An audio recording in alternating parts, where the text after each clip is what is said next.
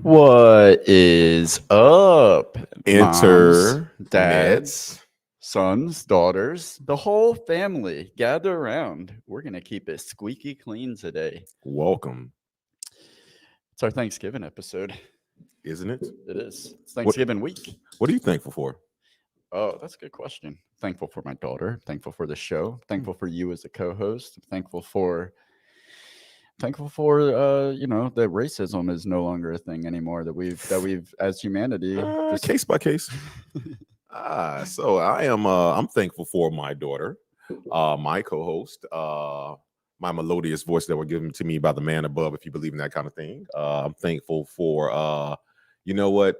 People just like I'm thankful that cancel culture almost seems to be coming to an end, because hopefully the world has realized that everybody has a problem with something. So if we all cancel each other, what world are we going to live in? Yeah. I'm Right? trying to really pay attention to my words here. I'm not. before I say them. So this marks our first of many family-friendly episodes. Once a month, one Tuesday a month, we'll be keeping it squeaky clean for the kids. And so TTFT now on this particular Tuesday that's the friendly trailer Or family trailer. or fantasy trailer. Or freaking, if you're one of those cool families that let your kids kind of cuss, but not really. Oh, like you and Angela and Adeline. Yes, exactly. Great.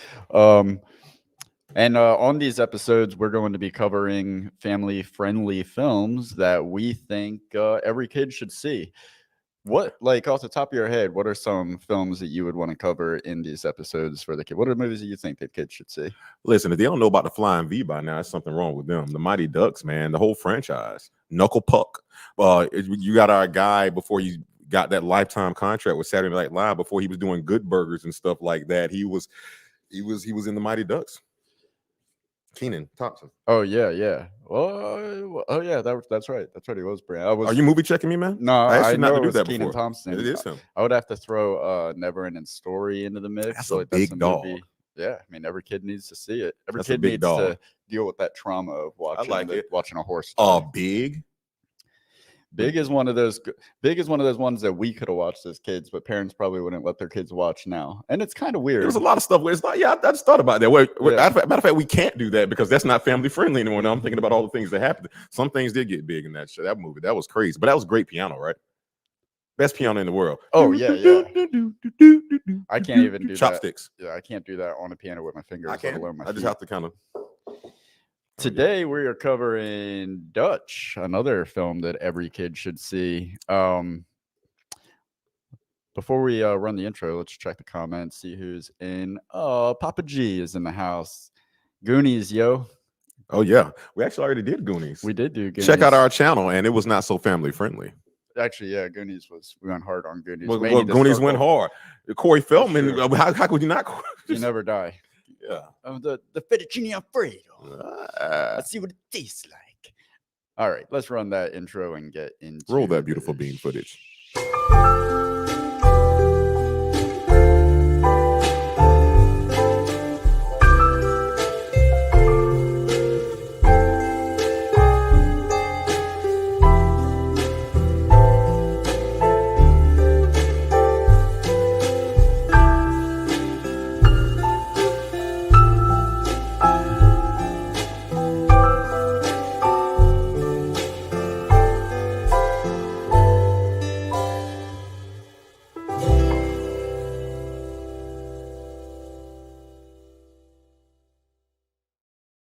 Love and marriage.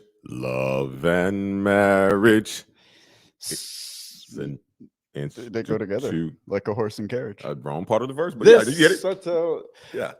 So Dutch, everything you need to know right here. Ed O'Neill is Dutch O'Dooley, an everyman, an Al Bundy, if you will, trying to impress his rich girlfriend. He volunteers to drive her snobby son, played by a very young, and almost unrecognizably young Ethan Embry, from his boarding school in Georgia to their home in Chicago for Thanksgiving. They instantly clash, and classic John Hughes hijinks ensue. But with Hughes hijinks come equal parts Hughes heart. Through the course of this road trip film, you're laughing at the quarrels as much as you're rooting for the duo to find common ground. It's essentially planes, trains, and automobiles for the whole family. Fun side note here: Ethan Embry and Ed O'Neill would reunite in 2003's Dragnet TV series, where they played police partners. This film was written by the late, the great John Hughes. Kids, if you like Dutch, and you should, either way, here are some other John Hughes films that you should definitely check out. Mr. Mom, which came out a year before Royal and I were born. Yes. Ferris Bueller's Day Off. And you may want to wait until you're a teenager to watch this one. But Or not. Or not. I mean, if you got cool parents. I mean, it was the 80s. Yeah. But just be prepared to have feelings that you're not sure what to do with. Are you talking about with Sloan? Yeah, Sloan Stevens. The Great Outdoors has two comedy legends in it, John Candy and Dan Aykroyd, two people that should be on your radar. Speaking of John Candy, Uncle Buck is another great movie written by John Hughes.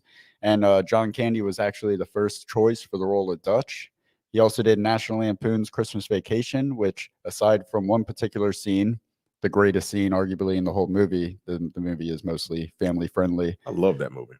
That scene where he freaks out at the about the check. Yeah. And comes back home. Yeah. Yeah, that's what I was thinking about. Yeah, I was definitely thinking about that. Yes. He also did Home Alone, which essentially saved 20th Century and Fox. had half the cast from Uncle Buck in there. But go ahead. Yeah. Curly Sue. I love Curly Sue. I'm not mistaken, 82, 81 with Bill Murray. No, 90s. James Belushi. You're right. Oh my gosh, I was all the way off, and I still thought it was the 80s. You sure it was the 90s?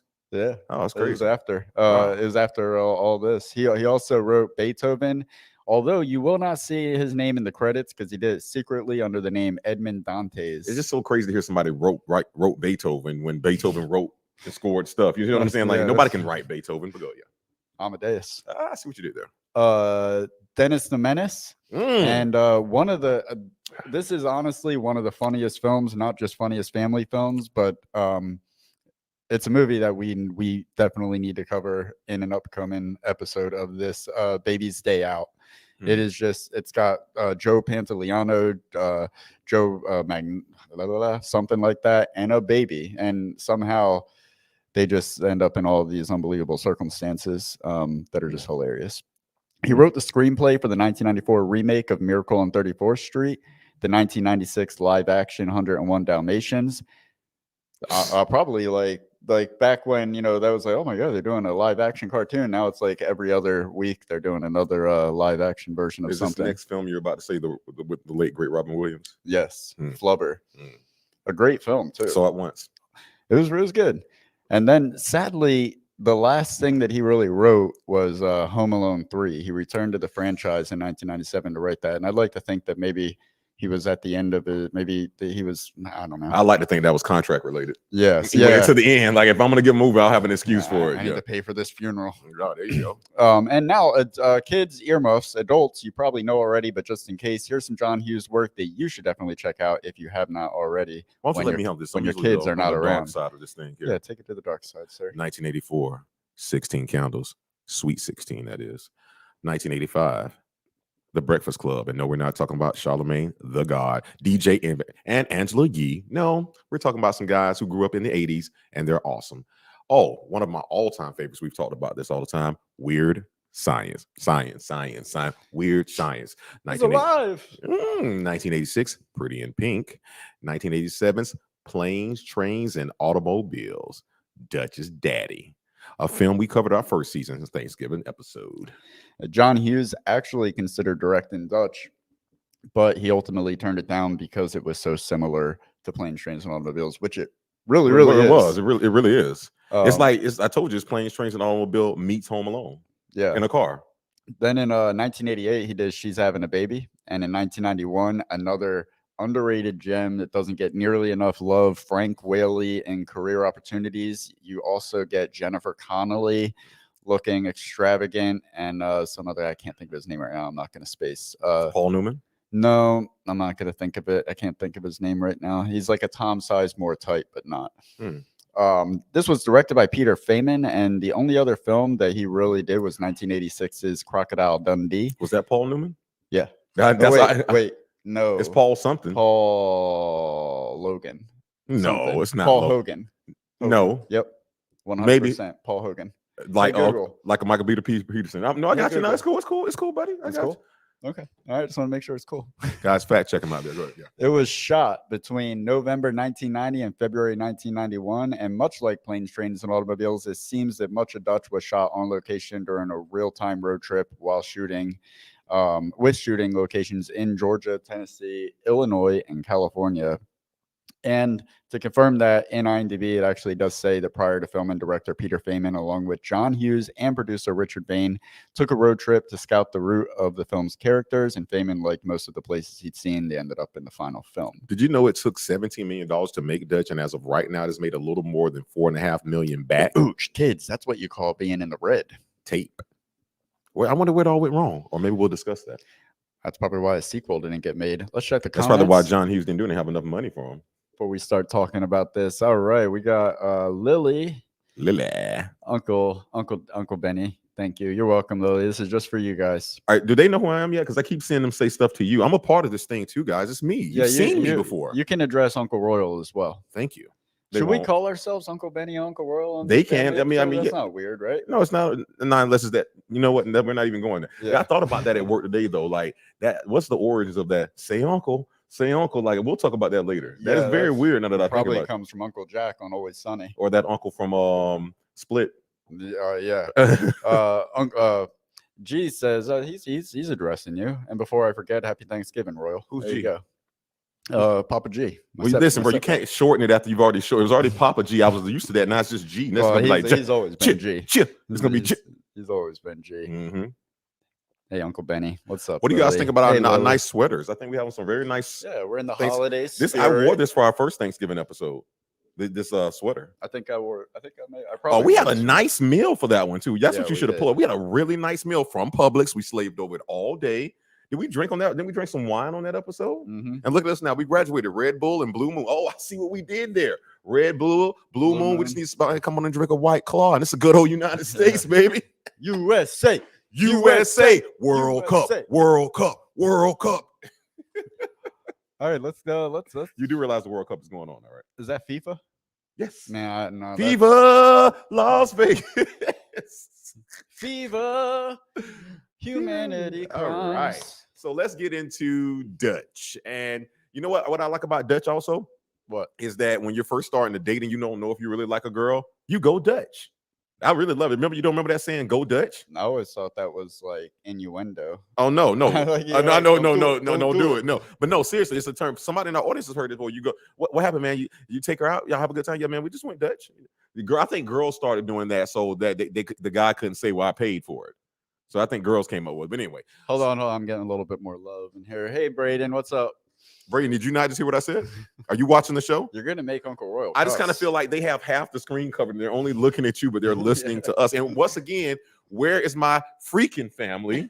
I have no family to support me. Anybody adopt me? You want to adopt a grown, black, intelligent looking, caramel crusted, nougat having man? Well, here I am. Royalism. Yeah, I can't even repeat that. I can't either. My goodness. What are you doing? Something right now, and I keep going to reach for it, and I can't. This is a family-friendly episode. You know, we need to do these all the time now. Yeah. I love family-friendly episodes. Say no to smoking cigarettes, kiddos. On camera, if you're David Polanski. I'm staying clean just for you guys. Yeah, he haven't touched the pack in 5 years. So let's go ahead and get started here. Now, we're going to go and get started. When the film first starts out, one of the first things I really noticed and I love was the logo. Dave, could you pull that up for me, please? Yes, right now.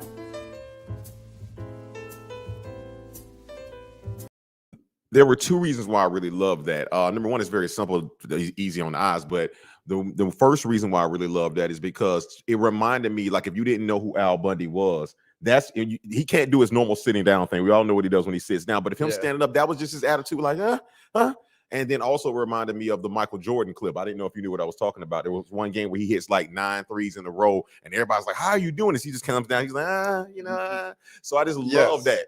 Now that you mention it, yes. I thought when I wrote it down, I should have timestamped that one too.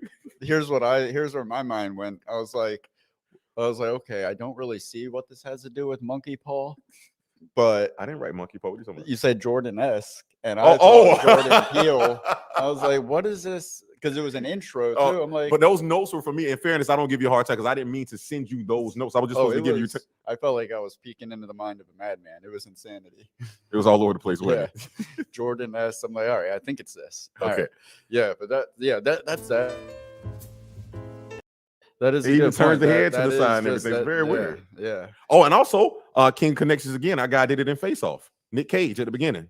Castor Troy when he shot the girl, he was like. Remember, I brought that up. So that's why I gave the key. Yeah, it's a classic moment. But man. now that you mentioned, I do know exactly what Michael Jordan clip you're talking about. Movie Junk. Thanks for joining us, Movie Junk. Man, thank you, Movie Junk. That you guys look like a very official channel. It's the red and the white and how it plays off the YouTube. I love it. Yeah, well, I mean, just the logo and the name and everything. I feel like we got like Screen Rant in here. Thanks for being here, Movie Junk. We appreciate it. Love this film. Yeah, it is a classic, and it seems like it's overshadowed by Planes, Trains, and Automobiles. We'll get into that. And movie they've been here. The film they've been here before, right? Yeah, I think so. So, guys, if you don't know, we love participation. So, kids, if you haven't seen the film, I'm just go see it. But anybody who has seen the film and love it, feel free to join in the conversation with us as far as some of your favorite scenes. We're going to be going through the movie chronologically. So, if you see something that reminds you of something, hey, jump in. Movie Junk says we're also a podcast for movie interviews. Of course, love your guys' work. Yeah, thank you guys, and go check out Movie Junk. Please check them out, and no, don't just check them out. Use that finger and subscribe. Oh man, I'm so on edge with everything that you're saying. I'm fine. Like, use that finger and subscribe. Wait. I got it. I'm right I told you I there. have on the curse-free glasses tonight. I'm good. Yeah. Okay. All right. Well, let's continue on through Dutch. Okay. Now we're still going through Dutch, and this is what I really love, and we've discussed this so many times on the show. We are a kid of the 80s, or kids of the 80s, and I still think that's one of the greatest eras of filmmaking that at least we're nostalgia to. But the movie starts, and of course, right away you get into, you're like, we've seen so many movies, we can instantly probably tell you the era it's from, whether it's 90s, 2000s, 80s, 70s, 60s, whatever. But at this point, we're about 2 minutes and 30 seconds into the film, and I love the tone that they set. See, it's all about character development and tone setting. And you meet the ex-wife not of Dutch first, but the leading lady in the film. We meet her first, and you can already tell she don't take no crap from anyone. Show me, Dave. Oh, is it all right to say that Reed got me pregnant when I was a bar hop at your country club, married me to avoid scandal, spent the next 10 years sucking the life out of me, got bored with me, dumped me, and screwed me in court? Sure, go ahead. Couple of things there. If you notice, number one, she's clearly done improv before, but that wasn't improv. It wasn't improv. My point is that you have to realize when someone wrote that line, it was just on paper. It was up to her what she did with those words. And so you could have gave that to 100 actresses. They would have all did it differently. But I also think it was a little bit of nervousness, but it played well because she was like, I don't want to miss this. So I'm going to probably just go through it like, no. But it played so good for that. And I also loved that it showed that right away, she's not with this snobby type crowd, which plays to why she likes Dutch. So they're setting up guys, a la non-Michael Bay fans, build the characters. It builds the world. It tells the story. Yeah, and that one line right there sets up like a running theme in the movie. So good because they're always that ends up being like biting back against the rich. It was very. You could tell this came out at the end of the Reagan era when it was like, oh man, I don't think that trickle down stuff is going to work. Reaganomics. Yeah. So kids, back in the 80s, before you were born, there was a president that promised everybody that if we took less money from the people that made all the money, then that money would somehow miraculously trickle down to the people that didn't make any money. He also said that there was going to be a war on drugs. Technically, he was right. He was right about that. He was just wrong about the war. Oh, it was a war on drug users. There we go. They left that last word out. Yes. All right. We're getting into the weeds. Yes. Well, I mean, easy boy. That is like I find it like ironic when movies make it a point to like say, you know, I'm trying so hard to think of a like. Screw it to the man. Yes, exactly. Okay, I got you. Because what's so funny about that is that these are like producers that are like millionaires or at least high thousandaires at the time. Yes, they're not hurting for money, right? Like they're on the other end of the echelon as far as like but making money. So it's like, are they are they like? Is that their way of hating themselves? No, I Feeling think this is the guilty? writers doing this. I think just like a painter paints his pain, writers write their pain. I think this is when we make movies, and so again, if you American History X, I'm pretty sure somebody had a strong feeling when they wrote that film because they wanted to get their point across. They couldn't talk about it, couldn't sing about it, couldn't paint about it. They wrote about it. And I guess even the people as they're making this much money, once they've Right, made it, they right, still they were a starving artist at And one point to get there, and they still Mhm. remember what it's like to be hungry. Yes. Okay, so less than 5 minutes into this movie, we get one of many callbacks to other John Hughes films. Most of the callbacks in Dutch are just they're callbacks to Planes, Trains, and Automobiles just by nature of the two movies. But the first one we get is Ferris Bueller's Day Off. If you remember one, Principal Rooney, when he's standing outside of Ferris's house, he gets attacked by the dog, very similarly to how Dutch gets attacked by the dog at this house party, like almost exact to the shot and everything. Check it out. Oh, great.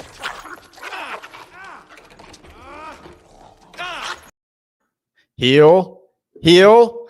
So yeah, I thought I was like, right. I think that's like 3 minutes into the movie, and it's like it's just very. I like when directors and writers, which he didn't direct this one, but you could just tell when John Hughes he puts his signature on it. So like, evidently, I mean, it was if I don't even know if you noticed it in that scene. Matter of fact, run it one more time. Let me see if you catch it, because you said it was very similar to the. Oh, great.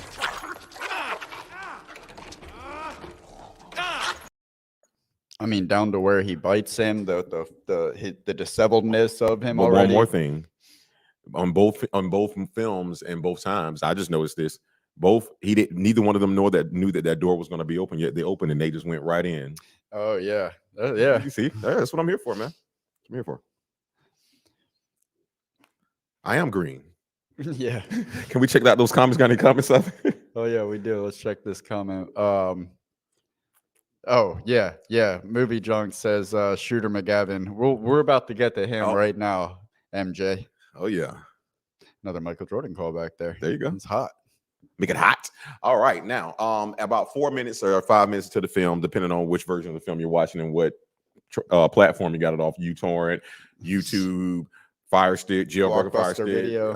all that, the metaverse. With that being said, again, we were talking about character development and showing how things make sense, if you will. There's one thing a scene I call the no caviar scene, and it sets the tone for Dutch's character. He looks at it, and in every film I've ever seen, it's always been this running gag that only the elite and even some of the elite don't like caviar. It's just like you only eat it to say, I had this flown in this morning. You know, they just made like you say it like I can eat this. It's rare. It's the reason why it's rare. Most people don't like it, and so not only does he flick it off, he flicks it in the ashtray, and it's like a double flick off. Yeah, and he flicked this. So like, this is not his first time flicking caviar. I think let's check it out real quick. Come on, show us Gambit. Flick that card, Gambit.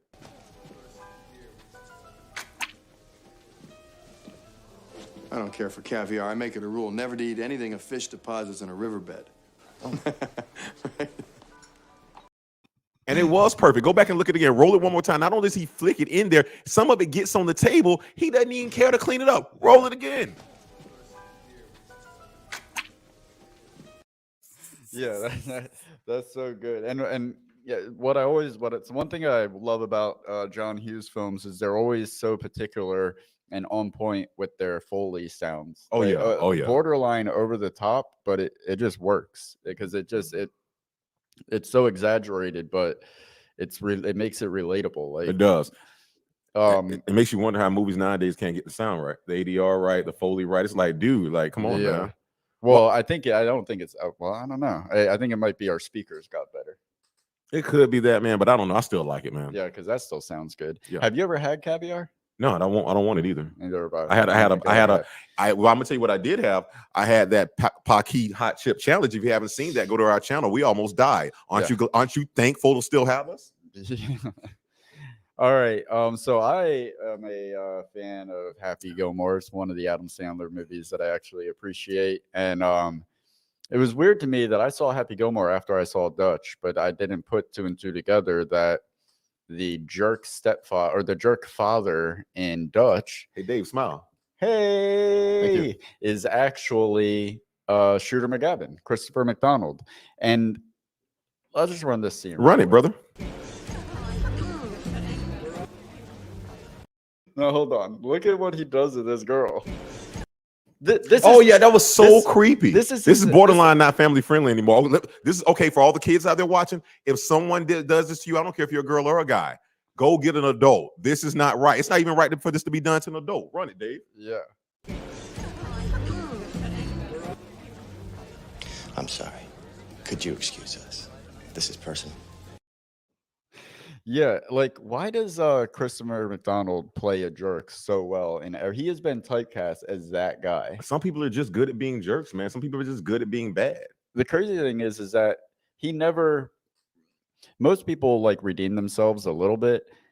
He, at the end of the movie, he's evict because he didn't get his way. He's evicting his own child from his home on Thanksgiving. Once you out by Monday. Thanksgiving is Thursday. They've got means they got to start packing the day. You see how big that house is? I mean, he let her know. I don't know if you have that scene there, but he let her know in the beginning. He said something to her like, "You got this, you got that, you got this. Not enough to leave me." Like, God dang, like Yeah. it's grief. He's yeah, Ooh, scared me. dang. there. I got Yeah. you, brother. Yeah, That was close though. He's nothing made me feel better than at the end when Doyle says pretty much just gives him the cold shoulder and walks right past him. But that's earned though. Oh yeah, That's earned throughout everything because again, I don't know if you have it in there, or I don't know if I'm jumping ahead here. Hopefully, it's not one. But there's a car scene to where you can. I think I do have it in there. I'm gonna hold off. I do have it Okay. in there. Listen, now I want you to understand this. The setup for this is that you have Dutch, and then you have the wife, and then the ex-husband. They're all sitting there, and they look at Dutch and they say, "Hey, could you go away real quick? This is personal." So he shushes Dutch away, Al Bundy, Ed O'Neill, if you will. Then Ed waits, like any good new boyfriend would. Mhm. And I don't know why I want to keep calling him Shooter McGavin. I know character name in here again, please. Oh, I can't remember his character name. I Let's just go- call him Christopher McDonald. Christopher. Shooter. Let's call him Let's call him Shooter for all intents and purposes. Shooter. Shooter walks up and he's getting ready to walk past Ed O'Neill again. And Ed O'Neill's like, "Hey, real quick, let me talk to you real quick. You know, I'm the boyfriend now, me and her together. So this is personal." And he roll it, Dave. Yeah, and kids earmuffs. I mean, we bleep Nah. we bleep the scene, but there's a little bit of a censored Ah. language in this. Hey, just playing it safe. Case by case. Yeah. Here we go. I know that what you were saying to Natalie was personal. I understand. I'm involved with her now, so this is personal too. You hurt her, and I'll hit you so hard your dog will bleed, okay? Yeah, I don't know why you bleeped it out. He said, "I'll hit you so freaking hard, your dog will bleed." Why you bleeping Yeah. out freaking, man? I don't know. Just to be safe. I got you. But you gotta understand that's a power play right there. He's letting them know, like he's calling them out. Like you try to throw your money around, you try to do all these things. You think you can control her when she's not even still with you. You hurt her. I'll hit you so freaking hard. I'll make your dog bleed. And that's some 80s type thing to say. Like it doesn't Even even though make this is a sense. 90s movie. But it was like right there on the cusp. So I still much that consider it 80s, still so man. heavily influenced By the 80s. culture. Like put it this way. I feel like it was made in the 80s. They didn't release it to the early 90s. That's what I feel like. And again, you Yeah. got all the classic people from the Oh 80s. yeah, it was made in the 80s. Yeah, that's what I'm It was saying. written at the same time that he wrote Planes, Trains, and Automobiles. He just That's- changed a few of the So it's an 80s details. movie, Yeah, but in the 90s era. and that's I'm a 90s kind of. I love when dynamics like that are set up where you have the underdog, Ed O'Neill, and then you have the exaggerated jerk, Christopher McDonald, and the cards are stacked against the underdog, which by definition is why he's the underdog. But it sets up moments like that where the underdog like has his day, and especially at the end when he pops him in the forehead with the ring, and essentially gets everything that he wants. Crazy part about it is there's been this crazy fan theory out there that this is how his life started. Well, I mean, that's how it started, and then 20 years later, he does become Al Bundy and Married with Children with that same girl. Oh, I got a theory too. We'll get there. Surprisingly enough, we will. You got any comments? No. Great. But what was I gonna say?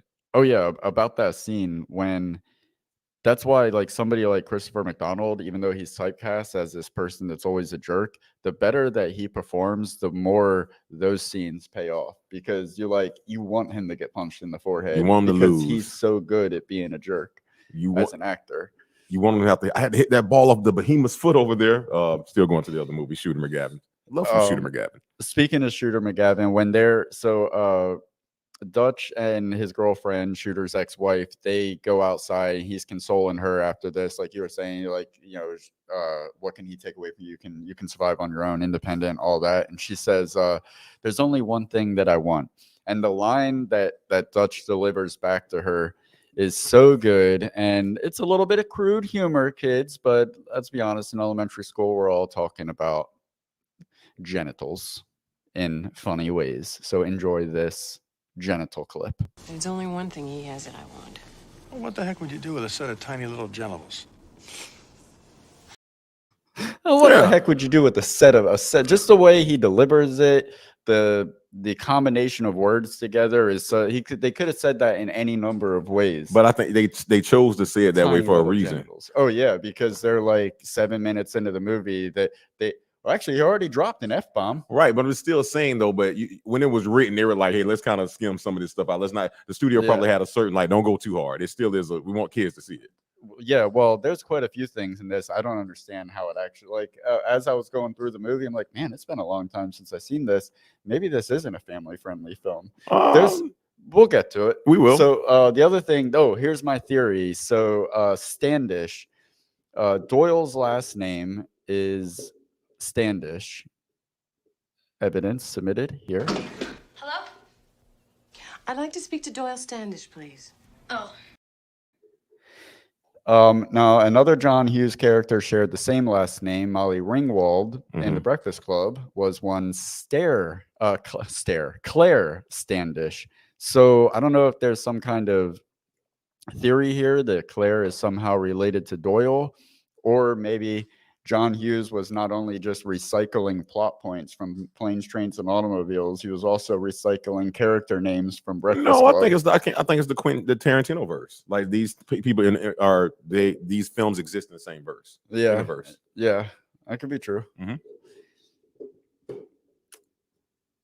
Now, speaking of crew, this may be a family-friendly show, but this is the same reason why freaking Sesame Street. Hold on one second. Sorry, Aaron Gomez is here. Aaron. He says, Aaron.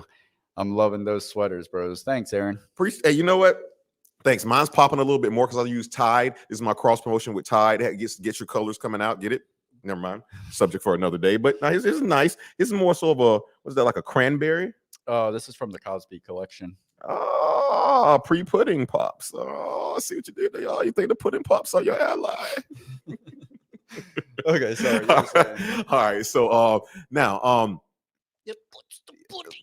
in the skin, Joe Dirt. All right. With that being said, now we're about 10 minutes into the film now, and like I say, I don't know. Some great musician said this. You got to remind me. He said, "Kids can't be so cruel."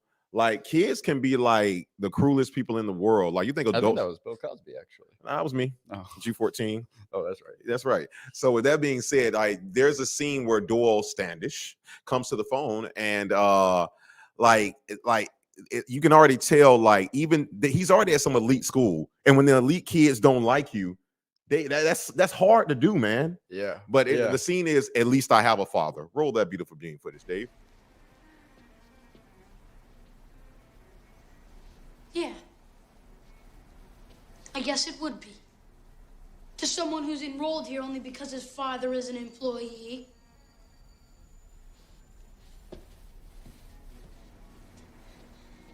At least I have a father.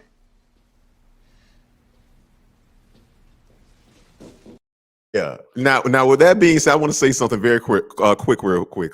First off, clearly they stole our sweaters. They want to be like us. That's number one. But what you don't see is, some of you've seen the film, Doyle is belittling this kid financially and elitist for like 5 minutes. I'm saying he just zinger after zinger after zinger. And the delivery. And it was a good cadence. And then the kid just sits there like, what can I say? You know what? At least I have a father. The equivalent of yo mama. Yeah. And so the look, that's you see Doyle, and that's why I say this kid did such a great job in acting. You see him not break character, but break that protective financial barrier he has. Dave, run it again. And pay attention to Dutch's face before that when Doyle's. After he says his first zinger, he's so that smug. That little, he's he was like a little. I can't even do. It's a bobblehead, an Yeah. '80s bobblehead kind of. He's a highlight of this movie for me. It's All something right, here happening we like go. that.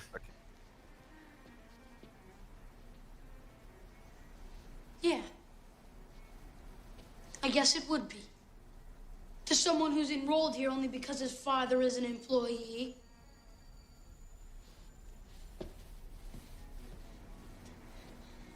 At least I have a father.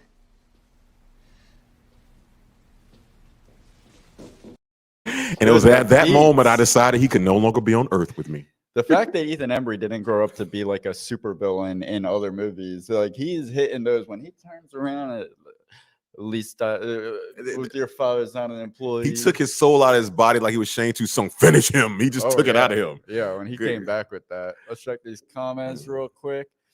Mommy, she says, "What's up, family?" Hey, I Mom. get what you did there.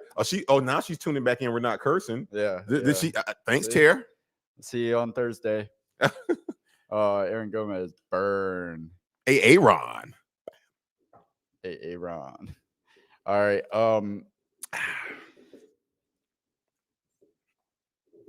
You're fired. When Doyle is talking to someone that works for his father who is not giving him his way, which he wants to talk to his father, and they're not relaying the message or something like that. Actually, just, How crazy, how messed up mentally is he when my father finds out you didn't give me his? If he gives you the number, he's going to be fired. Yeah. Ethan Embry is just so good in this because he says things with so much conviction. Because he believes them. Yes, Doyle believes them, but Ethan Embry does such an exceptional job as a young actor to make me believe that Doyle really believes. Very much so. Very much so. When my father finds out that you refused to give me his number, you're fired. Like a Donnie Trump, a little Donnie Trump. Yeah, A little, my father finds and could you out. roll that again? First, he stole my sweater. Now he has on my freaking glasses. Go. When my father finds out that you refused to give me his number, you're fired. Yeah, he did. He ganked your style. Well, at least left my skin intact. The beat right there, you're fired. And he almost says it under like it's just his delivery. And again, like it's that's why I call it Donnie Trumpy. Because think about what was his thing from the show. You're fired. It's like he watched Dutch 10 times that night. You know what? I'm gonna say that tomorrow. You're fired. You're fired. I remember it's a divorce. Usually when I saw this, I was a kid or a teenager, and when I was a teenager, I'd never found kids funny. They were just annoying to me. And I remember this being one of the first movies where the kid was making me crack up, arguably more than Ed O'Neill was. Like Ethan Embry, just his delivery on there wasn't even punchlines on a lot of his dialogue. It wasn't Kevin McAllister, but it was I don't know, man. Actually, it was a dark one. It was a dark, yeah. It was like Kevin McAllister in between Home Alone and The Good Son. I agree perfectly. Yes. Yeah, I agree perfectly. Like a sarcastic version, like Anakin turning over. Yeah. But yeah, he does. You got to give it to Ethan Embry because he does such a good job at playing. Like he plays an exceptional, insufferable jerk, and yet somehow, even in those moments, like when the kid comes into the gym and tries to like invite him to Thanksgiving, and he finds out his dad's not coming and all that, you feel bad for him. Even as I felt bad for, like there was, I could see something in his eyes, like I could tell it from the beginning. This kid is just lashing out. He's not really. All the karate in the gym didn't make you feel that way. God, good. My next clip here is. Let's check the comments. Let's do that clip.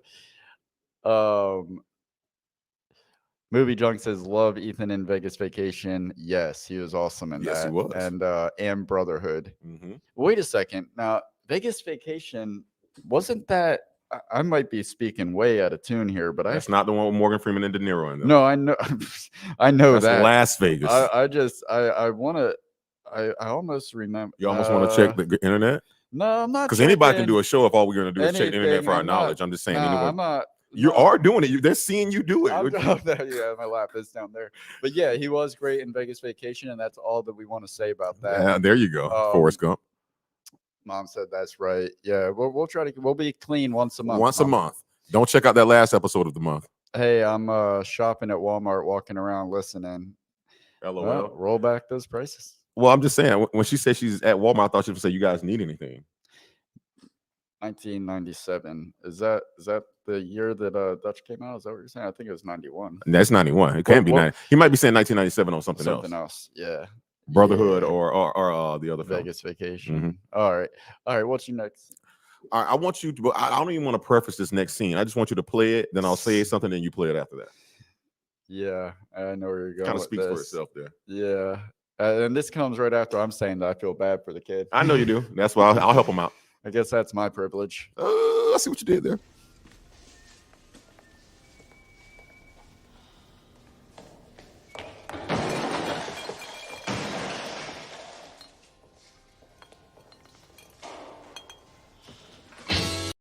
Okay. All right, okay. Now.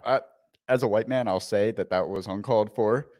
I mean, it's uncalled for if he did it to anybody. The man did not deserve that. He didn't. But I go back to my statement. He just got off the phone. Are you going to try to justify what just happened? Yes. His dad, it's a child. It's a white child, but it's a child. His dad. You almost made me break the rule for this. His dad he just found out his dad has like I grew up with my dad always flaking out on me, and that puts some feelings in you that you don't know how to you just lash out because you just don't know how to deal with that kind of rejection from a parent. He just got off the phone and found out that his dad is not going has rejected him once again. And he's like, that it wasn't because it was a black janitor. It wasn't because it was a janitor. Well, maybe because he was a janitor, because he just looks down on him. But I think it was because it was the first human. You're only here because your dad's an employee. We know how he feels about the employees of that place. Okay, yeah. So save it, Dave. Okay. Save it. Now, again, with that being said, I want to just say this here. Now, I only think that I do believe white entitlement exists, but I only think that it exists primarily. Bring notes back up, kid. Thanks. I'm off. Thanks. I think that only primarily exists when you become an adult. I think you have a chance when you're a child to like break out of that. So when you're a child and you have it, I just call it essentially you basically you're just entitled a little bit. You don't know why. But point being is I do agree with you on some points. Yes, he was lashing out because his dad's situation, this, that, and the other. But it just shows you it wasn't racism. It was even worse than racism. It was elitism at its finest, because you're right. He didn't do it just because it was a black guy. He didn't even care that guy was there or that guy had to clean that back up afterwards, which is a bigger problem. I think the bigger problem is the overall theme of the movie that seems to use black people as placeholders for the under like the underserved of society. When they are, I mean, that was nothing new to me. That's been going on for years. You get the janitor in the beginning, you get the little black girl in the homeless shelter, you get her mom later on in the homeless shelter, and then you get that whole family dropping them off at their mansion on Thanksgiving. Right. I'll hook you up with a job. Like, no, give me a turkey. No, I'm going to tell you why I didn't have a problem with that. Because again, you have to understand this. Back then, in their mind, I'm pretty sure they were like, how can we convey, again, if all you see on TV is people in certain cultures going to jail, doing drugs and all this other stuff, and when you make a movie about it, your audience is going to want to identify with that, right or wrong. They're going to want to identify with it. So while I don't agree, they could have also been black doctors and lawyers and this, that, and the other. They were trying to get a point across, and I can't really call them to task on that, because films have been doing it since the beginning of time. So I can't call them to task, but I'm just simply saying that especially 80s movies. Oh, they've come a long way since Long Duck Dong. They really have. And Being There, Leon. Yeah. So you know Leon, Raphael. But with that being said, like I said, I don't think that he did it from a racial standpoint. But it shows you this kid is walking a dangerous path here. He is 1 or 2 years away from going Columbine, is what I'm trying to say. And you're right. It's because of his father's causing him this pain. And again, this is a family-friendly episode. And I just want to say this, like, again, getting your kids' lives is never too late, man, because you don't know the pain that you caused them. Like, you have a great relationship with your daughter. I have an outstanding relationship with my daughter, her sister. I love them. Hey, Marley. Hey, Jayla. The way you worded that is like you're implying that your relationship is better. No, I said you have a great relationship. But you said great. I have an outstanding. I just use a different word. You put a certain. Well, you know what? Let me give you a word. You have an astute relationship with your daughter. It is. I'm jealous of it. Okay. I'm even more jealous of the relationship I have with me and my. Go ahead. Are you still looking for that thing? Leave it alone, man. No, you just use the word. Just use the word. Don't worry about the words I'm using. And that brings me to my next point. Kids, don't do drugs. Go ahead. Speaking like here, this actually leans into my argument about how Doyle is really a good kid that's just hurting and he's lashing out because you see He's such an apologist. Oh you my see god. the real him come out for a split second when he walks in the room and he thinks that Ed O'Neill is his dad. And Dad. watch his face. Dad! Now, Also, come hold on. You see He hasn't seen his dad in so long. There's some random tall man, some Caucasian tall man with his back turned is his dad. He's been waiting on this forever. Run it again. Dad! Doyle? I think one thing that's missed here, I want you to play it one more time, but not yet. He comes and he says, Dad. And you can tell Ed O'Neill has no kids in this film because he's like, Dad, what are you talking to? They're like, oh, he's like, you know what? I'm here for the mom. So watch Ed O'Neill's. No, don't play it yet. He's happy, like, oh, this is her little son. He's Ed O'Neill is iconic. He's so great. He's like, oh, he's looking at the picture of Doyle, like, oh, look at Doyle. They're the mom. I'm going to be a part of this family. And all of a sudden, he hears Dad. He's like, what? And then he brings himself back. Roll it, Dave. Dad! yeah. What? Maury. Yeah, Hans, Booby. But that's also speaking to Ethan Embry's range because we see like both sides of the scale. Him go from like the sweet kid that he could be to the bottled up anger, resentment to any adult that has to come in contact with him. So with that said, child abuse. Casual child abuse in comedy films is one of my favorite things. Love it. Enjoy this. Oh, you know. Sit. They don't teach you that at karate, do they? In the 80s and 90s, they were just whipping kids around, throwing it when they weren't beating them up, they were blowing cigarette smoke in their face. Like it was a You know I hate your father. it was one heck of a time to be a kid. Wasn't it? Yeah, that was our era, They man. were right there on Kids the edge. just run around, just come back out for the lights. Come on. That's gonna be 6 hours from now. Get out of here. Yeah. What? No cell phone, no cell towers? Get out of here. Jesus. So then Dutch takes Doyle. He against his will from the school. He has him tied up in the back seat, and Doyle, even as he's tied up, his entitlement is not tied up though. He's back there saying, "Stop the car! Stop the car right now!" So Doyle stops, or Dutch stops this Dutch and Doyle's gonna really mess me up. How? Have you seen Dungeons and Dragons? I mean, Dutch couldn't get Doyle's name right the whole time. He's calling him. But you can say Davey, Lupita Darnell. Nyong'o, but you can't say Dutch and Doyle. Not at the same time.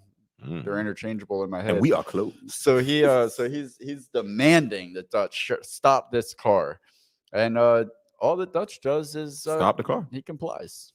I said stop the car!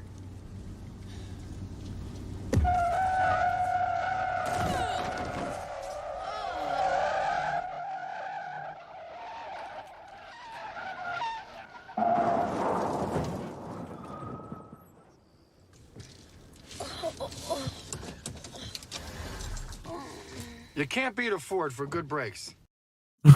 Hey, that's the longest skid in the history. That's all I'm gonna of say. Those, skidding. but back then, those were considered good brakes. This is not when the Zelenskys came out. Yeah. From Tommy Boy. No, they didn't have those brake pads that Tom Zelenskys and those brake pads. No, it didn't have them, man. But no, that was that's John Hughes being a master of writing. That right there, it's a simple physical gag, slapstick. And that's You know, also a him- Ford plug for their money. Well, was it though? Remember back then, That was those good? were good brakes. Yeah. Okay. If you're more than 10 colleagues away from a car, don't do it. Like that was a good 50 feet they slid. But I just want to give credit to John Hughes because I feel like it's really difficult to write slapstick comedy that translates well to the screen and makes you laugh. And between Home Alone, Baby's Day Out, and this movie, because we're coming up on the fireworks scene too, John Hughes is like the master of constructing slapstick that really like pays off at the end. So that brings the fireworks scene when I was a kid was one of my favorite scenes for many reasons. But I didn't really like it that much as an adult. It's still played, but no, that's when it became a non-family friendly film. Well, see, okay, well, I flip it. When I was a kid, my favorite part was the fireworks extravaganza when, the fireworks happened, literally. As an adult, my favorite part was just Ed O'Neill's big excitement Like when he's a he's kid again. Like he yeah, loved, like he did it and with his dad or something. played in contrast with Ethan Embry's just, trying to play it cool. But Like he he eventually doesn't, gets excited. And yeah. also he goes a little Beetlejuice at the end there. How he's jumping around and Oh, dancing yeah, around. That's what I'm yeah. telling you. Roll that beautiful being footage. You're gonna detonate this material now? No, I'm not here in the gas station. You nuts?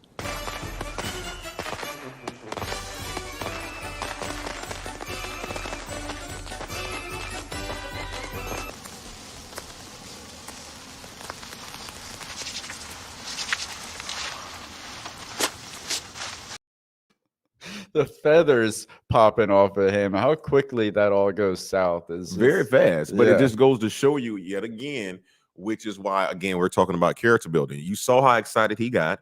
It was the fireworks. You could tell it was something he used to do with his mom or his dad, but I believe it was his dad. They don't even have to touch on it. It shows why he's willing to step in and be a father figure to this kid. They never mentioned about him having any kids of his own. I don't know if he can father kids or whatnot, but he wants to be a father in this kid's life.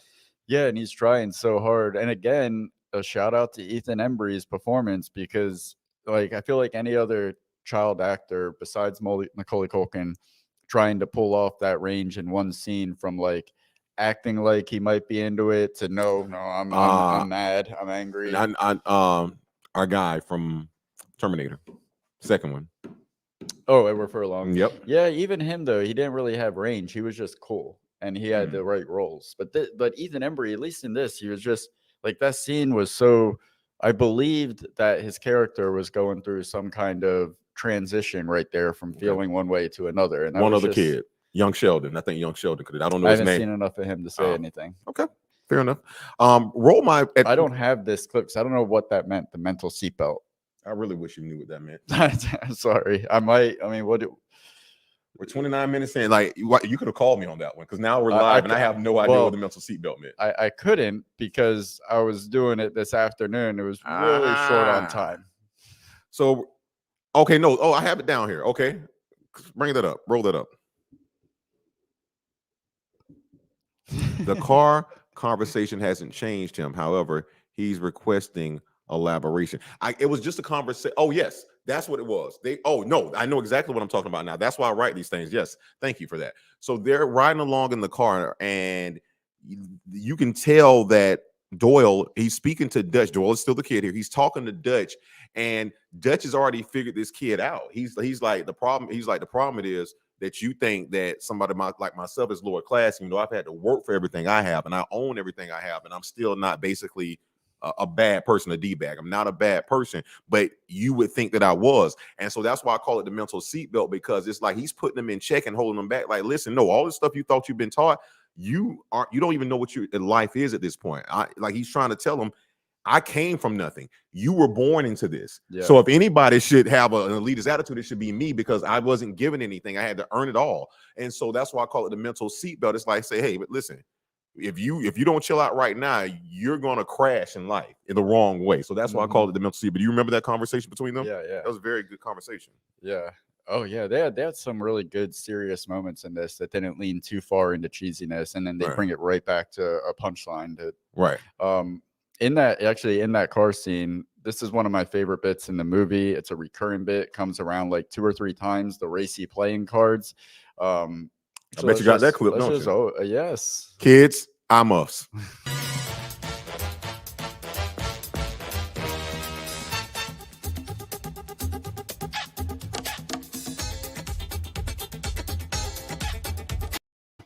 he's intrigued. He can't help but be intrigued. This is another one of those moments. It's like classic. It's got John Hughes' signature on it. The music itself, it reminds me of Planes, Trains, and Automobiles. You're messing with the wrong guy when he's walking through the airport. The other John Hughes like signature on this is you have like the cuts, the insert shots of the faces, the reaction shots are everything in John Hughes movies. Just seeing somebody else's reaction to something makes I don't know, it just plays. Dole's reaction was, at least I have a dad. Yeah. Like the beats, man. The beats are so. That kid did awesome, man. And then it comes back to that when later on when Dutch is sleeping, Doyle gets the cards out, and it's so funny to me that he can't just pull the cards out and look at them. He's like doing the same routines, almost like it's the first time you see where he's like idolizing Dutch. It's Dutch's version of playing catch. Yeah. And then it does get weird in that scene. So to set the what happens here for people that haven't seen the movie, Dutch has the playing cards, the naughty playing cards. Doyle sees them later on that night in the motel. Dutch is sleeping. Doyle gets them out and he starts looking at them for himself. And that's, which by the way, a PG-13 movie, and they legit showed real live human girl tatas on there. That I don't know how they get it. You got the F word, you get tatas in this movie. I mean, E.T. had already said the S word. So I mean, why not, man? Yeah, sorry, but yeah, that scene in the motel. That's for you, Terry. When Doyle is looking at the cards, it's like it's got that same dun, dun, dun, dun, dun, but then it like abruptly transitions to this like dramatic music, dun, dun, dun, and it shows Dutch laying there, takes the rag off of his eyes, and he's just watching Doyle essentially get excited for the first time as a male boy. Yeah, but I don't think he was looking. I think he was looking at like a proud dad. Like, Sure, look at my boy in there. Hey, use a sock. They flopped the landing on that because it felt strange. It was like It didn't feel any stranger than American Werewolf in London. That kid in the balloon when he was in the bushes. We'll talk about that later. That was not family friendly. Yeah. All right. So Left Behind. Doyle. Actually, let's just run the clip in a second. Here, I'll see you at the motel. About 50 miles down the road.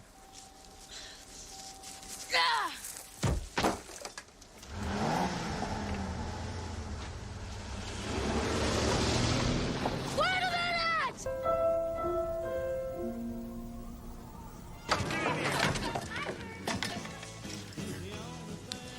You want to close the door? I could have frozen to death, you asshole.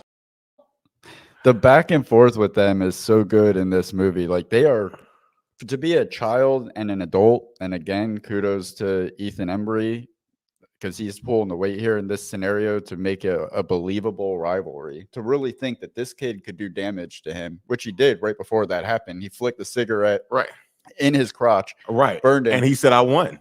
They had a little belly. Yeah. Question. That was almost another Planes, Trains, and Automobiles reference because you know that their car burned down because of the cigarette in the crotch. Love that. Question. Where do you get the jacket from? You talking about Doyle? Yeah. Oh, when he came back in? Yeah. That's a good call. Yeah. Want to play that roll that clip again, buddy? Yeah. I see him walking down the road. Unless there's a knapsack behind him, I don't see. I'm just. Oh, he did throw the. Oh, wait, no. Here, I'll see you at the motel. Oh, he did throw the jacket. Hey, he did throw it, but no, but play it. Play it. Here, I'll see you at the motel. About 50 miles down the road.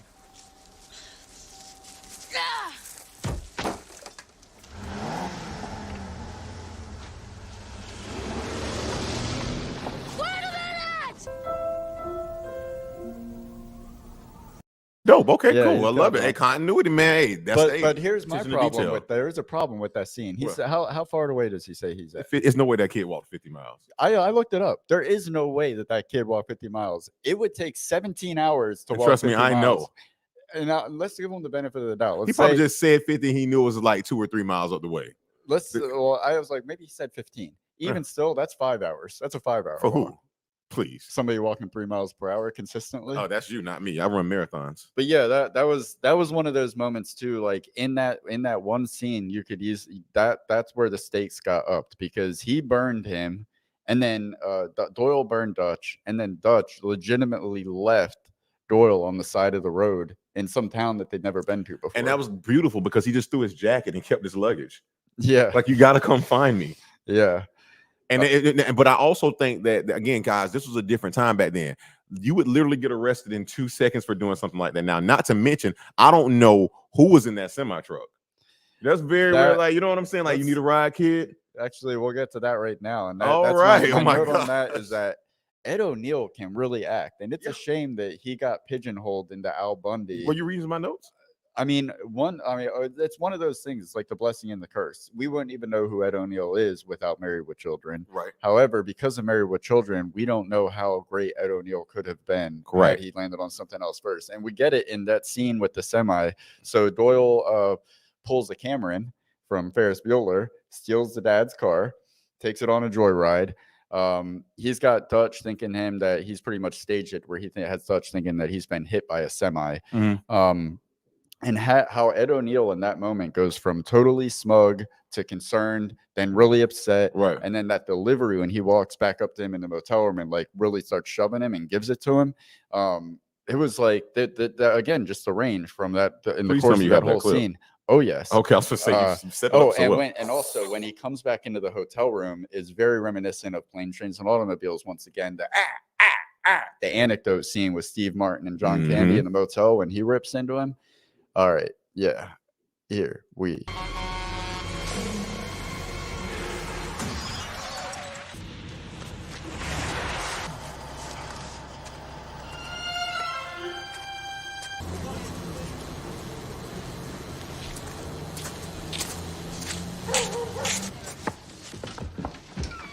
Listen, you little son of a bitch. You could have killed somebody with a stunt like that. Yeah. That The only other time you get Ed O'Neill acting like that, and at least that I've seen, is in The Bone Collector with Denzel Washington. You get to see him play a serious role in that, but other than that, it's like we were robbed of his brilliance, and like we were with a lot of stars of his time. You get into these horrible contracts, even for them. He was a star, and they still gave horrible contracts. You can't, because I'm pretty sure they had something there like, well, you can't play this type of role because now people won't see you as Al Bundy anymore. We don't want to kill the golden goose.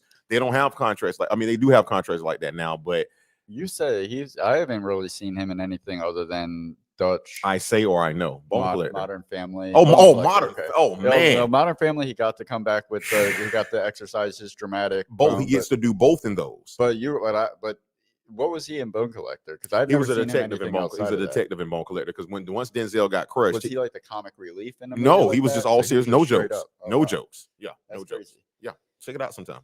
Nope. Oh, 1997 Vegas Vacation. Yes. Okay. Thank you. G says early tea time tomorrow. Papa G out. Good episode. Thanks, Papa G. Must be nice living the tea life. The tea life. See what I did there? Yeah, royal. All right. Okay, this was something that I never caught as a kid, and it was very interesting to me. Chickenpox?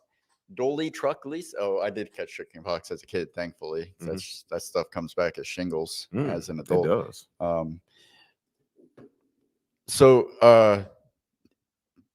Did you notice that he owns and operates 2 businesses? He's not like a working man. You're talking about Dutch. Yeah. Yeah. He hands the semi. He hands the guy the business cards, Dolly Truck Leasing, and then at the end, you see that sign, the Dutch. Go ahead. Evidence. Roll that foot. Roll that foot. Take this, put it towards any repairs you might have in your time. If it's not enough, call me. My number's on the card, okay?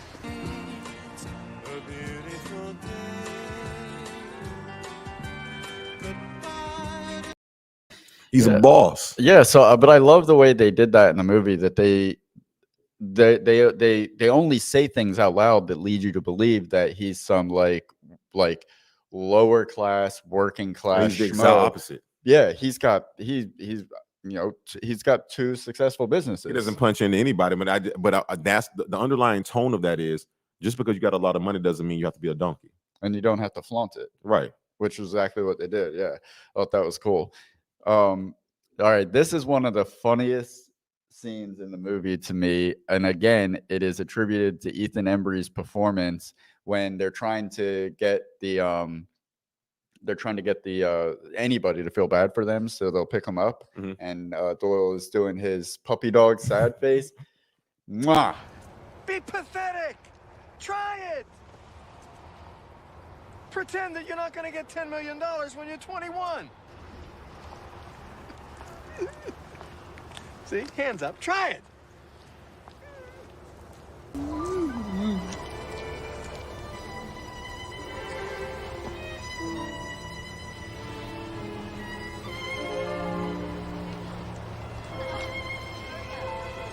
Oh my God. That's it. Smile. Smile. Well, that's...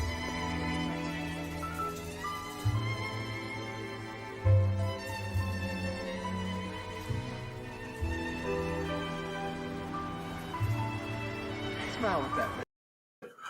Another Hughes call back there. John Hughes. What's the sign say What on the ground? What did the sign say? Chicago. Oh yeah, Like Abe Froman, Sasha King of Chicago, but also like what you call it? Home Alone. And plane, trains, and Right, automobiles. I know that, but also Home Alone. They're trying to get back to Chicago. Oh yeah. You know what I'm saying? So my whole point is like Chicago was a theme in all his, so it's all in the same universe, is what I'm saying. Like, you're not even thinking about what I just thought about. Mind blown. The McAllisters, the Dooleys, the Dudges, all of them in Chicago now. Like that whole thing is happening in Chicago. They all reside there. And the Breakfast Club is at Shermer High School, Shermer, Illinois. Really? Which I would have loved to see like a suburb of Chicago. I would love to see some like Royal Tenenbaum movie. For some way they all interconnect or some. Yeah, that's crazy. What also weirded me out is that the way they get, well, first of all, is that the facial expressions are just so hilarious and over the top and ridiculous. And shout out to him doing it in the cold. That's really cold out there, and he has to do that stuff. That like you only see him super composed and like very strict and stirred, like and then to see him just like goof it up like that for the first time in the movie, that was really cool. And again, a testament to his range. But I have a problem with those girls that picked them up. I have a few problems with those girls. Let's keep it friendly, Dave. The first problem is, why did they just met these girls? Well, more importantly, the girls just met these guys, and they're getting in the car together. Like, in what situation would you not have the two guys sit together in the back and the two girls sit together in the front? Why did they? What do you mean? It should be the exact opposite. Because if you have two guys in the back you've never met, they can slit your throat. I mean, I thought about that. Did you? Because you clearly didn't. I mean, you put one in the front, one in the back, and that way you can keep an eye on what's going on. Each friend can keep an eye on what's going on. You separate them. Well, then we get another call. Kids, let that be a lesson. Go ahead. We get another callback to Planes, Trains, and Automobiles because Steve Martin gets his wallet jacked in Planes, Trains, and Automobiles, and so did Robert Downey Jr. and Due Date. Okay. You remember? No, old boy stole his wallet. I've had to watch this whole time. I haven't seen that movie enough to know. I've seen it, but I didn't seen it enough. It wasn't a rewatch. I'm not going to get started. But my problem with the fact that the girls take the wallet is it just wasn't. It wasn't in line with the characters. Like 2 minutes. Like if you're gonna, well, we don't know that. Maybe that's what they do. You've seen Zombieland. Two girls acting nice, but they're really scamming. Yeah, but they weren't. But they didn't know that they had money. Why would they think they had money? Yeah, exactly. You're right. I got you. And they weren't like acting for the sake of them when they were standing by their car going like, "Oh, we need to get them." Right. You're right. You're right. Them. You're right. And then 2 minutes later, this is happening. You don't think it hurts your parents? Well, eventually, if you live long enough. Yeah, it didn't really add up. Like, so what's the motivation for that? Why? Like, we're supposed to believe that's going to happen? What? Because all prostitutes are thieves? Is that the message that we're supposed to take from that? I mean, I get it though. I mean, it was a means to an end. We had to get the money out of Ed O'Neill's pocket to make the rest of the trip a little more interesting. I just think there was a more creative way they could have gone about it. And speaking of creativity, how about that 80s innuendo? Go for it.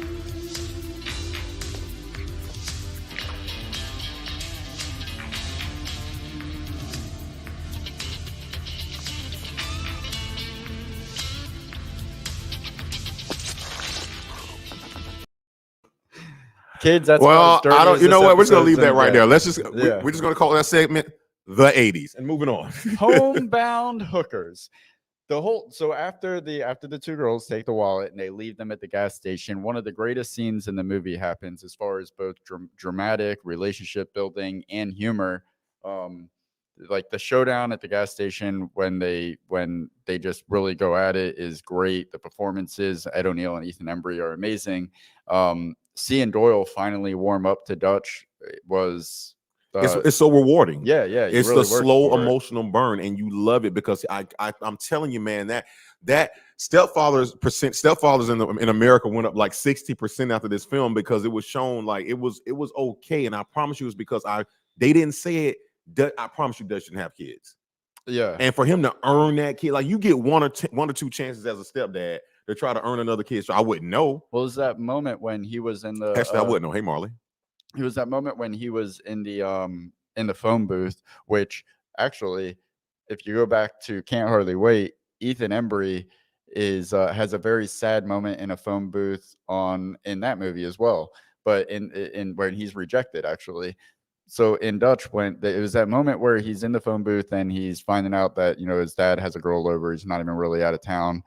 And when he looks out and you see his point of view into the gas station where Ed O'Neill is just kind of out there, he's there. Like he's not winning, he's not succeeding in life, he's not like a superstar, an all-star. And this is like the message right here for parents. And it's what I've heard so many times other people tell me as a parent. It's like, don't be down on yourself. Don't beat yourself up over whether you could do this or do that for your kid. At the end of the day, it's just about being there. And you saw that in that moment when his dad could have been there, wasn't. And he looked out and saw Ed O'Neill torn pants, just told him to like for somebody that's not even his. But he's there. But he's there. Yeah, and then they go out and they have that like also moment that really felt earned in the movie. And then, like I said, they don't lean into the cheese too hard. They take you there. And then what is actually what checks out is what Ed O'Neill does to break the suspense in the moment. This isn't working out. We're not masters of the highway. We were robbed by homebound hookers. Only because you fell asleep and I... horny.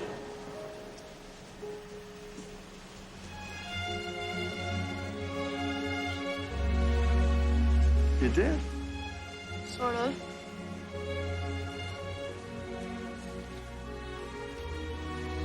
Congratulations. Clearly, that's also where they got the costume design for Home Alone. Joe Pesci's character. But like normally I would scoff at a scene like that. But no. But it's so earned in this movie. And that's an hour and 17 minutes into the movie. That's so cool that they took that long to build the relationship. Well, I didn't know you appreciated things like that, because when we went to go see Black Panther 2 Wakanda Forever, and it was an hour and 15, 30 minutes into the film, you're like, oh, now we see Black Panther. You had a problem with it. So what's your problem, guy? I gave Black Panther who you starting to sound like? You started to sound like Terry. You know what? Gilliam. Where's the channel? There's trash can. I see what you did there. I gave Black Panther a 5. That was. What do you mean you gave a black guy a high five? What'd you say to me? Let's check those comments. Movie Junk. The Movie Junk says the older hookers was the voice of Tommy Pickles from Rugrats. Oh, wow, dropping deep cuts. King of connections. I mean, yeah, that was dope, man. That was dope. I'm really trying to make you. Yeah, you almost had me there. You almost had me there. That Kirby, I'm shooting my way out. Kill your families. Oh, I thought you saw somebody from my family come in the comments. No, kill your families, kids. No, that you could literally do anything. You could fly. You can get on the expressway and jump. So Key and Peele, sorry. When they catch a ride and they end up at that like junkyard or whatever, or the semi yard or whatever, wherever these two security guards are, that catch them and start beating them up. I will have to say that is one of my favorite moments. What happens when Doyle gets the upper hand on them, and I'll play that in a second. But I have to say, what they did to get to that moment was just a little too wildly exaggerated. Like, if you know, this reminded me of Howard the Duck, like at the beginning when it's like 80s and 90s. It seemed like in the 80s and 90s, people were just like made it their full-time job to be a bully or a goon. Mm-hmm. And they were just like, it was just so stereotypical. You either had like there's 3 genres then. There was the goth, the bullies, and the smart kids. And there was nothing else. And that's all that they can't do. Like there was no identifying back kids. You had to feel. You walk to that lunchroom, you better choose a table. If you're a jock, you better not be doing math. And if you're a bully, you better not be being nice. And if you're a goth and you don't got anything black, get out of here. Yeah. So they had these like the goons, the security guards that were just like inexplicably violent towards this child and his dad. Just starts beating them up and everything. But then from the beginning, he had the gun. So Doyle pulls the gun out, and this is another testament to Ethan Embry's. I think you know who my scene stealer is going to be. Yeah. It's another testament to his performance, because this is a kid performing this, and now like we've seen him be stoic, we've seen him kind of warm up a little bit, and now he's just gonna act straight up crazy. Yeah.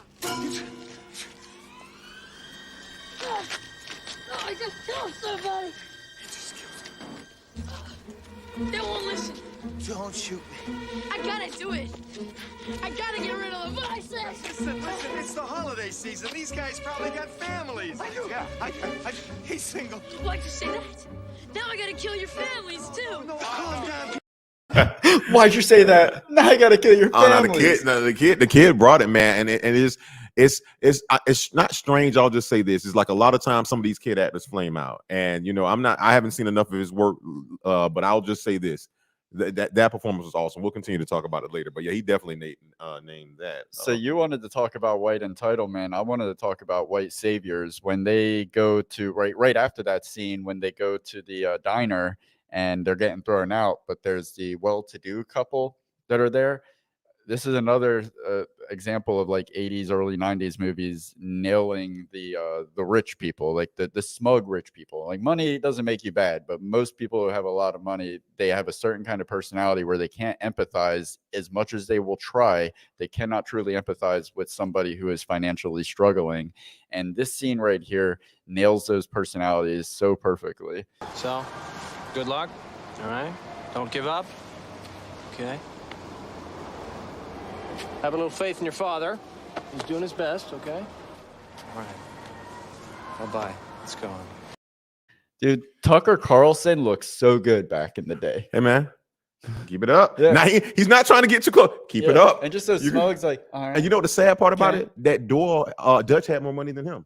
Yeah. So imagine how funny that is. But at the same time, it's also teaching Dooley. Yeah. I mean, Dooley. It's also teaching him, like, wait a minute.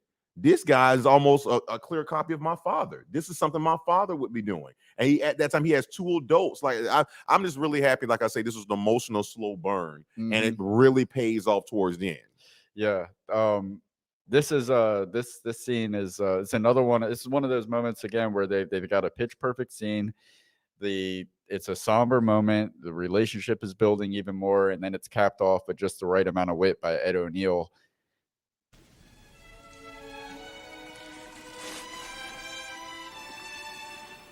You're still gonna shoot me in the ass?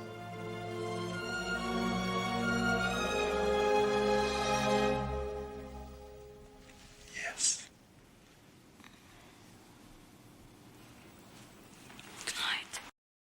Yes, the dramatic music crescendo. Right. The reason, I mean, that scene works on so many levels. I mean, and like I say, just when you think they're going too far, like it's a little creepy to be asking them that, they bring you back to the humor. Now, I don't know if anyone's that gag has been going on for years, but it just reminds me of the movie. I don't know if you ever seen Two Guns with Denzel and Mark Wahlberg. Like Mark Wahlberg shoots Denzel in like the leg at the beginning of the movie, and all throughout the movie, he was like, "I still owe you, I still go." And right at the end, he was like, "Come on, let's do it," and he shoots them, and they become friends after that. But it's just, I love gags like that, man. Especially when you have a running gag in a movie that keeps coming back. And they wait for it too. They make you wait. You know what my favorite running gag is of any movie? What? Have you ever seen The Gods Must Be Crazy 2? Uh-uh. I don't remember anything about this movie. I watched it when I was a kid. It was about like I want to say it's about like an African tribe or a tribe in Africa, or at least that the scene that I remember takes place. But it's this like black an African villager, and you're digging in deep, buddy. Right in the beginning, some like helicopter pilot drinks a Coke out of a glass bottle and he tosses it out. It comes falling from the sky, it hits the ground, and the black villager, he's like. So he spends the rest of the movie trying to give this Coke bottle back to God. Oh, he thinks it comes from God. Oh, yeah. My God. So like you have these other plots that are happening throughout the movie, but it always comes back to this guy standing in the field just like gotta get it back. Yeah, gotta get it back. Running gags in movies are so it's just but here's the thing about them. It's harder each time to make you laugh because you know what the gag is. It's already been implemented, but it's just that funny, man. Yeah. Oh man, so the movie, we've said it many times in this review, but it is so similar to Planes, Trains, and Automobiles. And right at the end, in the third act of the movie, they really lean into and let you know that yes, this is definitely Planes, Trains, and Automobiles. Go for it.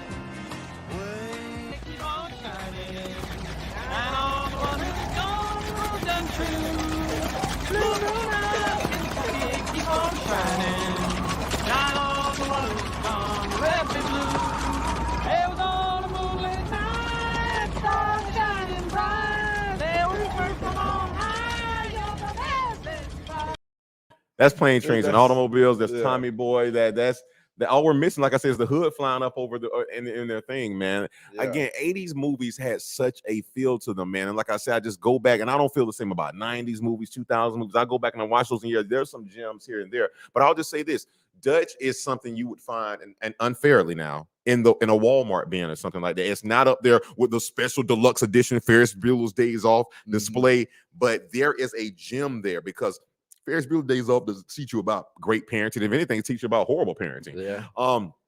This film and let's talk about this: the chemistry between Ed O'Neill and Dooley and Dutch. That builds, like, you have to understand this. They set the tone from the beginning with, okay, here's the wife, here's the ex-husband you're supposed to hate, and we really don't get into that to the end. But 95% of this movie, or 90% of the movie, it is them, and you see the range between both of these actors, and it's just brilliant. I would like to think, I don't know this for a fact, but I would like to think that you already knew who my scene stealer was. You read it, but I'm changing that, because what I would like to think is that I would like to think Ed O'Neill imparted some wisdom to them while they were on set. Yeah, I can see that. So who is your scene stealer then? I think I know. It's the kid, man. Yeah, me too. It's the kid. Before we get into Ethan Embry, speaking of Ed O'Neill's, here's some other actors that were considered. Could have been Tim Allen, could have been Tom Hanks, Jim Belushi, Robin Williams, John Goodman. John Goodman, I love John Goodman. Yeah, he's still working, man, and still putting in work. Bill Murray was considered. As much as I love Bill Murray, I feel like he would have overpowered the kid too much comedically. I'm gonna tell you who could. I know what it's not considered here, but I know it will work. Robert Downey Jr. Only from that one scene with Tom Holland. Yeah. Get out now. Yeah, that would have been a cool energy. And then Mel Gibson was considered. But yeah, I think Ethan Embry. I mean, don't get me wrong. Ed O'Neill was my honorable mention. He's great in it. He's like Al Bundy 2.0. I wanted to give it to him, but I knew I was sorely giving it to him for like a Lifetime Achievement Award he was not able to do. Yeah. And that was unfair to this kid, because guess what? We're always going to love Ed O'Neill. Every character he's done on TV has been classic. So his career is spoken for. Mm-hmm. This kid, that might have been his, I don't even want to call it 15 minutes of fame, because we're talking about it over 20, 30 years later. And you're right, that he was doing some adult acting in a child's body. I've seen adults that can't act like that. The beats, the timing, the range, the cadence of the lines when he wasn't saying anything. You believed, if there was such thing as a child Oscar, he should have won it for this film, because he made me believe it. He made me, to your point, hate him, root for him, believe him. And at the end of this, nobody had to tell me, and he lived happily ever after and became a great man after this. It's implied. He was like, he lost his lead his way. He was an entertaining antagonist, which is a big job for a kid to pull off believably. You only go here because your dad's an employee. And then right after that, they double down. Yeah. My parents want to know if you want to come with us because you're going to be by yourself. Please, I have plans. Yeah. No plans. He walks in that room. Dad! Yeah. So, do we have any comments in there? No. Go ahead. No, scene stealer. I'm sorry. Go ahead. No, my scene stealer is Ethan Embry. Mine is 100%. Ethan Embry as well. And again, like, there's only two choices there, and you can't go wrong either way. But I will tell you this, guys. If you can go check out, check out Bone Collector with Ed O'Neill. Actually, go check out. There's a few scenes. Little Giants is a comedy, but just go check out. If there's like one or two scenes in Little Giants where he gets serious. There's a scene where the Spike's he knows to play. Spike's dad tells him to go tackle the quarterback late from the other team, and Ed O'Neill's like, hey, we want to play that kind of football around here. Yeah. And he gets so serious, like, and it just sucks, man, because I feel like his career, I know, don't get me wrong, because in Modern Family, they get to see his serious side. Like, when they're doing those things, he's like the rock of that family. You know what I'm saying? And that relationship between him and Manny, man, you see this, it's kind of like, they had that rivalry that turned into they got soft on each other. Oh yeah. If anything, it almost, I'm not saying he did it with Manny, but you can see it almost makes sense that he imparted some wisdom to Embry and the kid that played Manny on how that related, or not gave them, just they worked together a lot on their relationship. You got to believe it. Yeah, I do believe it. I mean, I know you do. I'm saying, like, yeah. My mom says, "Love y'all." Got to check out at Walmart. If you say Walmart one more time, you're not getting us matching beanies this year. I'm gonna be disappointed. And it's so crazy that, like, that means that she has to check herself out at Walmart. Like, she has to go do somebody else's job at Walmart. You couldn't have done this in the 80s, kids. No. So how about somebody else? Your mom say something else? No. How about the review? As far as what? 1 through 5? No, the film, what we would have changed. Oh, the friendly film reviews. Yeah. The Flying Fuzz. Yeah, the Flying Fuzz. Yeah, for this one, I'm gonna go ahead. I'm gonna give it 4.5. Okay. I'm gonna tell you why I give it 4.5. It holds up under the rewatch, visually and sound wise. And again, there's so many underlying tones happening here, and that you don't. This is not like Coming to You This Summer, an emotional heartbreaker between father and son. Like none of that's happening, but it's there. Don't you know how hard it is to do dark comedy? Like you can tell this kid goes from just being a snob to everyone to then masking his fear by lashing out at Ed O'Neill, Dutch's character. And the lashing out starts when he kissed that trash can from that janitor. He knows his dad isn't coming. And so it's a demise, thus him leading him doing karate. Al pow. Yeah. What happened? I shot a kid. Doing all that stuff. So again, I give it a 4.5 because again, it's rare. I'm giving it the rarity between that child acting and us seeing Ed O'Neill. It's 4.5 for me. And I think that's a testament to John Hughes too. I don't know how much he had to do with the casting, but I don't think it's on accident that like every John Hughes movie, the kids are stellar. It's either has something to do with him being involved in the casting or just his writing really truly resonating with kids. I don't know which one it is, but if you're watching a John Hughes movie, more often than not, you can trust that the performances from the adolescents are going to be really good.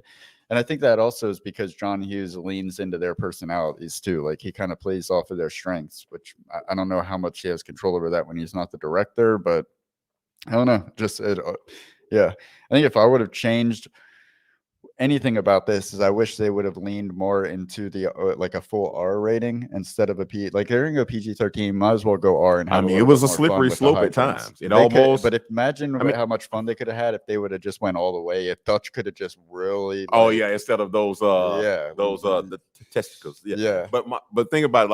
Like you would think it was already if I said we got cigarettes, we got half naked cards, we got we got the scene in the car, we got a gun in the school. So. It was already, but no.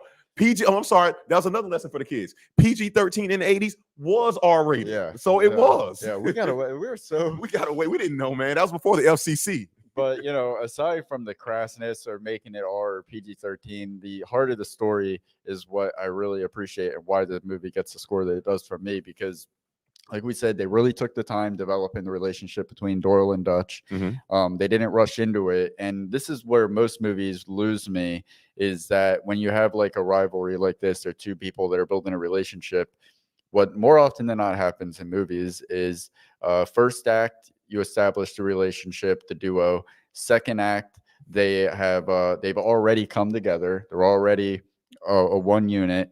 And then because they're already one unit 30 minutes into the movie and the resolution has already happened there, in the third act, they usually have to create some contrived like conflict out of nowhere just so they can oh, you did this thing that really just shouldn't bother me at all, but because it's the third act, I got to get angry and storm away so that you can have your moment where you come back for the climax.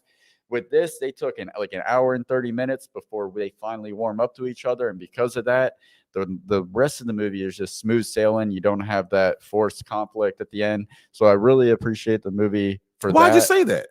Huh? Now I got to kill your family. Yeah. That's what I'm saying. All right. So, they really worked for the bond that Doyle and Dutch form, and they work for it. So you really believe the transition when it happens.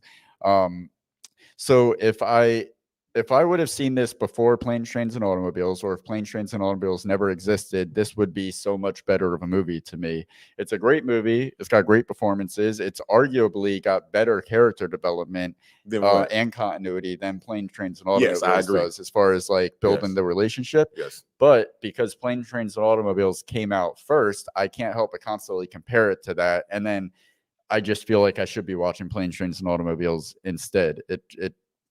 It just feels like the better movie of the two, even though both movies are great. It's a better movie of the two. No, I'll put it this way. But this is down to the ending with the wife and mom waiting at the door, that quiet, somber happiness, the staircase in the background, the emotional embrace. Like, picture exactly what you see at the end of Planes, Trains, and Automobiles.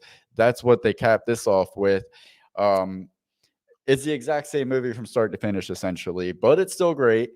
And because they're both John Hughes films, it doesn't even feel like a ripoff because you can't like rip yourself off. So I consider this like a spiritual sequel to Planes, Trains, and Automobiles. So I give it a 3 until this moment happens at the end. That's what's so like so much is established with that final. By the way, it was a 3. After that scene, it became a 4. It would have been a 5 if they would have leaned into a hard R, or at least an R with this. But what's so beautiful about that scene, not only is it hilarious, not only is it kind of like a loose callback to the racy card scene because you got the same music. Music is phenomenal. Great choice. John Hughes, always great choice for music in movies. But what the insert shots, again, the reaction shots, the facial expressions, that's what makes this. And not only are they hilarious in this scene, but they're also conveying the fact that Doyle and Dutch have transcended speaking verbally to each other. They are now at that place in their relationship where, and he psychs him out twice. He's like, just kidding. Just kidding again. You know I'm gonna get you. And the eyes when his realization, he's like, nah, I don't know. Because he told him earlier, like, are you still gonna shoot me in the AWS? He was like, yeah. Yeah. It was just a perfect way to cap off the movie. Hey, hold on. Heath Ledger, I'm a man of my word. Movie Junk agrees. Love this scene. Yeah, it's perfect performances, music. It's like it's the perfect cherry on top of the cake. I concur. And I think that moment is like, I feel like somebody watched the cut and they're like, look, we can't end it with them getting home and all that. Happy. Yeah, this is not one of those. Planes, Trains, and Automobiles. We need to circle it back around. Yeah, get that ass shot in there one more time. Oh, almost made it, but we didn't. No, not we. No, that one is a no. Yeah, it's as it was shot. As it was shot. There you go. I mean, that's in the Bible. Don't get you started. Look at the atheist quote in the Bible. Hey, all right. So with that being said, babe, let's talk about some coming attractions. Guess what, guys? It's Thursday, no specific time. Matter of fact, we're gonna premiere it after dinner, the second plate. We got a little something called Tu Wong Fu, being cut by Young Box Cutter, but more importantly, being presented by Miss Emma, our great captain of correspondence. Her segment is called Emma Everywhere. She does it once per month. We challenge her to a film. And so I feel like we've been giving her films that we grew up with, but we want to get a millennials take on it. Mm-hmm. So I can't wait to see what she does. Actually, I've already seen it. I can't wait to see how it looks when it's cut all up like confetti. And then next Tuesday, Annie will be back right here. Annie, are you okay? Annie, are you okay? We'll be, are you okay with counting down our top 10 holiday movies? And I got a great list that he's already disputing. Yeah. Disputing. So you guys, Movie Junk would love to see you guys review an Eddie Murphy film. We did Come Into America 1 and 2. It's on our channel on the Thursday, but no, we've been challenged. What movie? I mean, I'm not opposed. It's not like Eddie Murphy only has. I already know which one we should do. What? Harlem Nights. I wouldn't mind doing that because I haven't seen that. You should see it. Harlem Nights, because that way we get to do an Eddie Murphy film. You don't want to do the Metro? Nah. Oh, you almost made me curse, man. You almost made me curse. You want to do Mr. Church? What Movie Junk? What Eddie Murphy film would you guys recommend that we cover? Let us know in the comments or send us a message or something. Please do. And Movie Jump, we thank you guys for sticking it out with us through the entire episode, man. These, like I said, when we do these live reviews now, this is the shorter version, or should I say that little condensed version. Yeah, I'm losing my C words there. See what I did there? Yeah. Clinton being making fun of you. But this is a condensed version of it. If you need more long form, you can go to our channel. Ooh, Beverly Hills Cop. That will not be a family-friendly episode. We could do it. Axel! Or we could do Golden Child. That's family-friendly. That is nowhere near family-friendly. It's like you got the scroll, it's like a big. Okay, all right, the family friend. Monty, there's a ground, Monty. There's a ground. I'll vote for Harlem Nights on that. No, you just asked them what they wanted us to do. Yeah, well, they said Beverly Hills Cop or Harlem. We're doing Harlem Nights. The only reason why I said we're going to do Harlem Nights because we get to talk about Richard Pryor. We get to talk about Della Reese. We get to talk about good old Fred Sanford. Like you're in for a treat. Thank you. Tommy from Rest His Soul. Tommy from Martin's in there. You wouldn't believe all the people that are in there, man. Tommy Davidson died? No, Tommy from Martin. You ain't got no job, Tommy. But with that being said, guys, listen, subscribe to the show. Go check out Movie Junk. Go check out James MCD Reviews. Go check out Manson Lane on YouTube. Those guys are doing some really good things. Just go there, trust me. Not you kids. Not the kids, the adults. Just go type in Manson Lane and just enjoy. That's all we can say to that. So we want to tell you guys, This is our third Thanksgiving together, man. We are killing it, man. Yeah. Started out just one show at a time, but look at us now, man. Come out to the coast, have a little turkey, have a little fun. We're gonna run out of Thanksgiving movies. I doubt it. They'll make some more. Yeah. They'll always make some more. We haven't even gotten to the Chevy Chases. Yeah. Yeah, so they'll always do it. Landon, Lily, Braden, Emma, have a good night. Sweet dreams. That's right. And anybody else out there in TV land, we'll be seeing you guys soon. Thank you so much. And remember. I'm sorry. I forgot to mention this. The racy playing cards, I didn't tell you. Why would I have? My first experience with adult related material was my uncle Dean, kind of an uncle. He was my aunt's boyfriend, long time. Took me to a store and I bought those kind of playing cards because of Dutch. I'd seen Dutch recently. I'm like, I don't want to get a magazine. I don't want to get a video. That feels a little too dirty. So I'm like, well, playing cards. They're like, they have some kind of functional reason outside of, so yeah, that's a little anecdote. I mean, you just could have told me that off camera. I could have. We got something from movie jump. What they say? Keep up the great work, guys. We'll try, off. man. Have a good night, Movie Junk. All right, have a good night, everybody. Listen, great holidays. And again, you can find us here at the channel. You can still get merchandise off ttft.live. Durden designed a lot of great shirts. To all our guests who've been with us, we want to thank you as well. We'll be doing a recap for the end of the year. And until then, get a movie, tuck yourself in tight, and have a good night. One time for Mathis, even though he wasn't here tonight. Missed you, Roll Mathis. that Rick footage. Yo no comprende mucho gusto. Now, Dave, take us out like it's our first date.